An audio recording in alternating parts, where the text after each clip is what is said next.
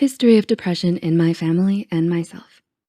Just like physical health, you have to maintain it by taking care of your body with exercise and eating the right food and going to the doctor when you're injured or ill. With mental health, you also have to take daily action to be healthy. And when things are stressful, I have to take extra care to manage my mental health. So for example, when I was in grad school or when I'm pregnant or postpartum, and right now, when we as a global community are fighting a pandemic, we all have to take a little extra care of our mental health. What I'm going to talk about today is more about maintaining mental health than it is about getting out of the deepest pit of depression. When you're deep in a depressive episode, it can be really hard to see any light. It feels like you're at the bottom of a pit and can't imagine what it feels like to be out of it. At that place, often all you can do is tiny steps and hopefully get some help to get out of there. So don't allow yourself to get overwhelmed by my routine. Just choose one little thing to start with and then take the next step when you can. Number 1, morning routine. So the first thing I do every day is getting on my knees and praying. I express gratitude for the day and for my life and the opportunity I have to do good in the world. And that connection with God, for me, helps me feel loved and purposeful through my day.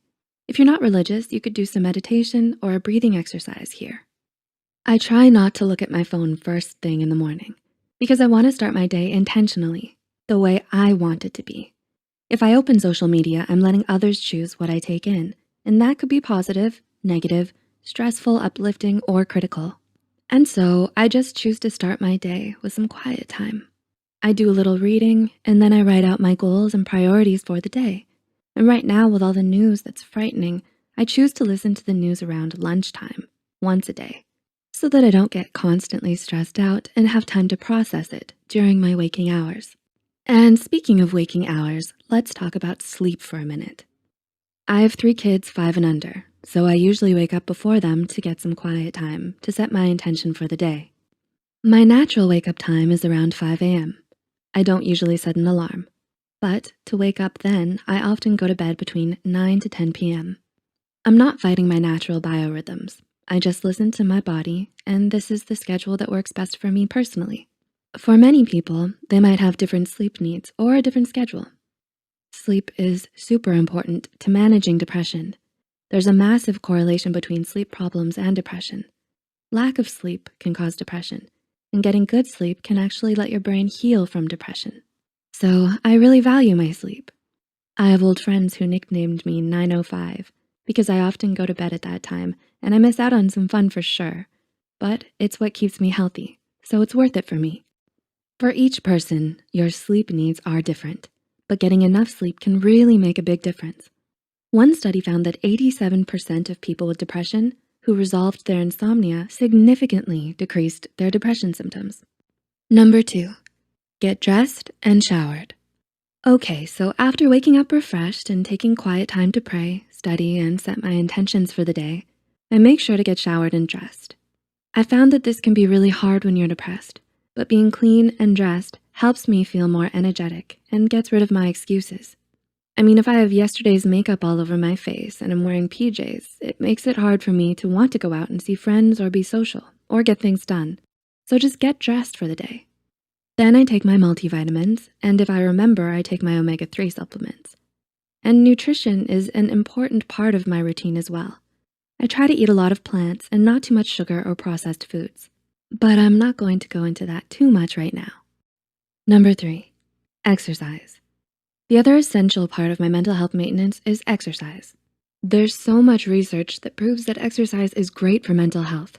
It helps clear brain fog, and it helps reduce stress chemicals in your brain. I feel like when I exercise, it just works through a backlog of pent-up emotions, and I can feel my body relax. I think it also helps me deal with anger and frustration, and I just like it. I know a lot of people exercise in the morning, but for me, back when I worked full-time, I used to always go climbing or for a hike or run after work. That's when I needed it the most, and it was hard for me to get motivated in the morning, but by afternoon, I was looking forward to it. Now that I'm a full-time mom, I have to be more creative in how I get my exercise in. I often just work out in the yard, gardening, digging in the dirt, and running around the yard with my wheelbarrow. Or I'll do some yoga on TV, or go for a walk with my kids, or pull them behind my bike.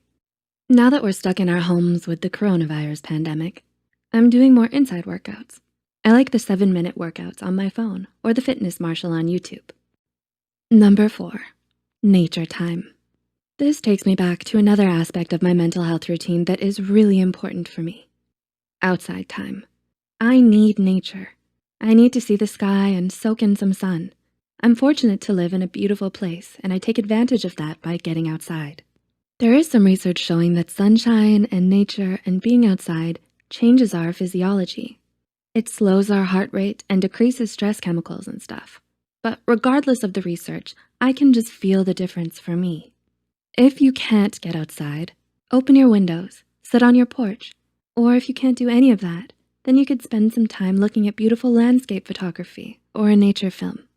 Your brain has the ability to bring to mind the feelings of nature just by imagining it. Number 5, my evening routine. My evening routine looks like getting my kids to bed and then taking some quiet time for myself. I usually take a hot bath and read a book or an archaeology journal. I'm kinda nerdy, but that's what I like. Even though I have very few hours to work on my passion project, these videos, I don't usually work in the evenings because it would just stress me out a little and I need the downtime to stay healthy. So then before bed, I write in my journal. I often take the time to write about my wins and accomplishments of the day so that I can remember them because it's my natural habit to dwell on my mistakes and shortcomings. So I write about my wins and then I pray a prayer of gratitude and talk with my Heavenly Father about my day.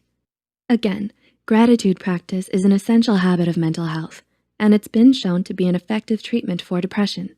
So you can pray about it like me, express gratitude as a family, which we do at dinner time, or write about it, whatever works for you.